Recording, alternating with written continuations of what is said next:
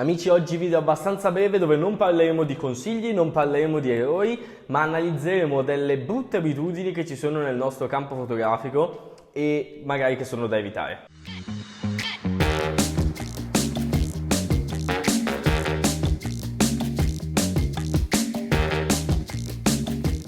Prima di partire con il video vi ricordo che per supportare questa tipologia di contenuti, per supportare la qualità, la creazione di contenuti, la nuova arrivo di contenuti, nonostante abbia una vita piena di roba da fare, io mi dedico sempre a YouTube, vi ricordo sempre di iscrivervi, di lasciare un mi piace, di lasciare un commento, di farmi sapere che cosa ne pensate. Recuperatevi l'ultimo video sul ritratto, perché se siete interessati alla fotografia di ritratto è super importante che voi andiate a vedervi quel video, perché poi ce ne saranno degli altri più specifici, insomma andatevelo a vedere per capire. E adesso cominciamo con questo video qua che parliamo di brutte abitudini, e quindi si può dire che le brutte abitudini sono una cosa difficile da togliersi, un po' come quando ti svegli la mattina e mangi 7 biscotti quando dovresti mangiarne 3 e poi cerchi di fare la dieta durante il giorno. Ecco, questo è il mio caso, quindi è una brutta abitudine, sto cercando di levarmela anch'io.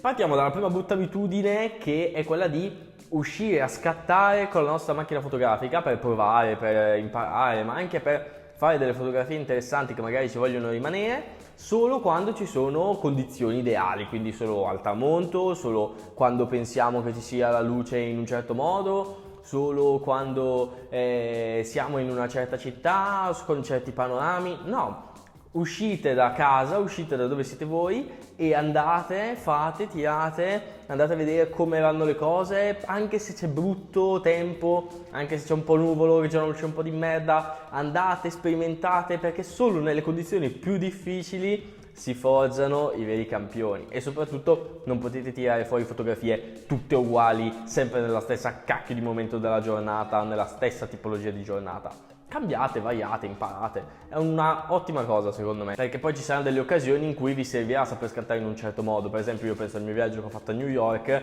sono stato una settimana, volevo fare fotografia a manetta, ho fatto 2 giorni in cui pioveva praticamente e io ho tirato fuori comunque delle fotografie anche con nuvolo, anche senza un sole spaccato, per vederle e seguirmi su Instagram. Altra bruttissima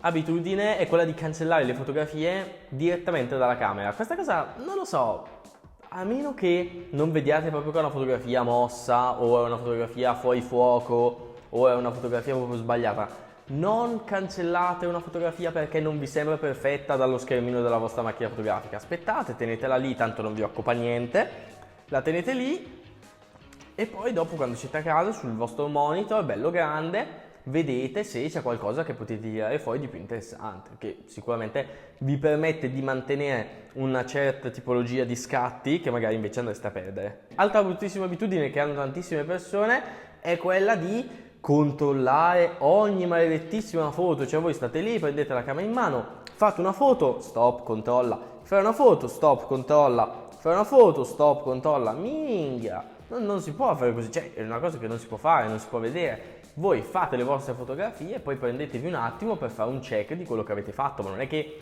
potete fare una foto, controllare, ma questo in tutti i contesti, che state facendo ritratti, che state facendo street, che state facendo fotografie di sport e eventi, ancora peggio, perché rischiate di perdere proprio l'attimo successivo, quindi non ha senso questa cosa. Altra bruttissima abitudine che ce l'abbiamo tutti quanti è quella di non ripulire le SD o ripulirle all'ultimo, quindi magari essere pronti ad arrivare sul lavoro, dire ok, tra 10 minuti devo uscire, fatemi controllare la SD, 50 giga di file da esportare che non ho fatto dall'ultimo lavoro e quindi le SD sono piene. No, fate un lavoro, fate uno shooting, andate a fare una sessione di scatti, chiamatela come volete, tornate a casa con calma, non è che vi fiondate in camera senza guardare niente nessuno, cioè vi cambiate, vi prendete un tempo per voi e nel giro di 24 ore trovate un attimo per svuotare la vostra SD, perché magari poi uscite, prendete macchina in mano, oh che bello, oggi vado a fare le foto, e poi invece avete la schedina piena.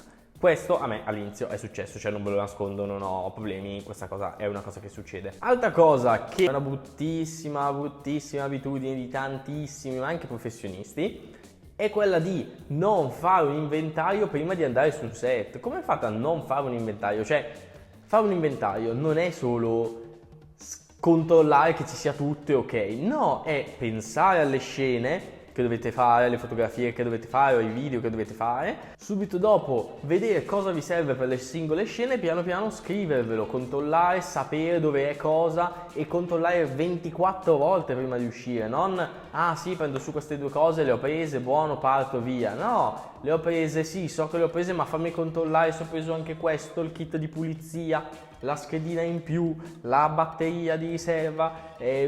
Dovete essere metodici, anche perché se poi questa cosa volete farla un po' come lavoro, l'essere metodico vi qualifica come più o meno professionale, e non è solo il fatto di avere una partita IVA e punto stop, ma è anche e soprattutto avere un certo modo di lavorare. Questa cosa qua è quello che fa trovare bene il cliente, perché se voi arrivate su un set, vi mancano delle cose e allungate i tempi, per il cliente è un casino. Ultima cattiva abitudine che secondo me si è presa molto dai tutorial su YouTube, e credo sia anche abbastanza colpa dei miei colleghi qua su YouTube, non voglio offendere nessuno, anzi ci mancherebbe, cioè io spesso nei miei video comunque a volte non sono preciso, quindi ci sta, però noi tendiamo a dire luce a 45 gradi per illuminare il soggetto.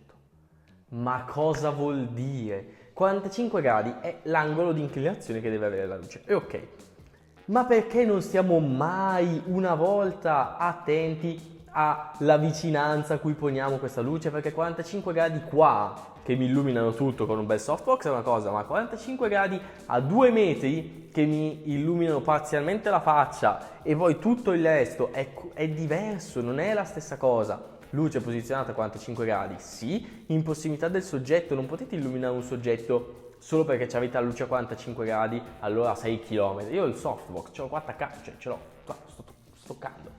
Cioè, e vabbè, questo è un video su YouTube che la luce principale entra dalla finestra, quindi sti cazzi, ma quando fate una fotografia, fate un ritratto, illuminate per un'intervista, anche quando create una booklight, dovete fare le cose fatte bene.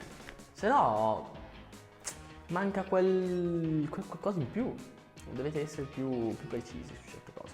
Basta, queste erano delle cattivissime abitudini che si sono prese nel nostro ambito fotografico, nel nostro campo, perché quando scattiamo una fotografia non spesso siamo precisi come quando pensiamo con la fotografia, e questa cosa qua è una fase che sembra una cavolata ma è molto profonda, quindi rifletteteci. Bene, scherzi a parte, il video qua arriva alla fine, noi ci vediamo settimana prossima, sempre mercoledì, con un nuovo video. Fatemi sapere se il video vi è piaciuto, fatemi sapere se questo tono un po' più colloquiale, un po' più così. Sto sperimentando, sto uscendo fuori di testa perché sto facendo mille cose, sto facendo veramente, poi la sessione universitaria, i progetti universitari, su e giù, continua, tira, veramente.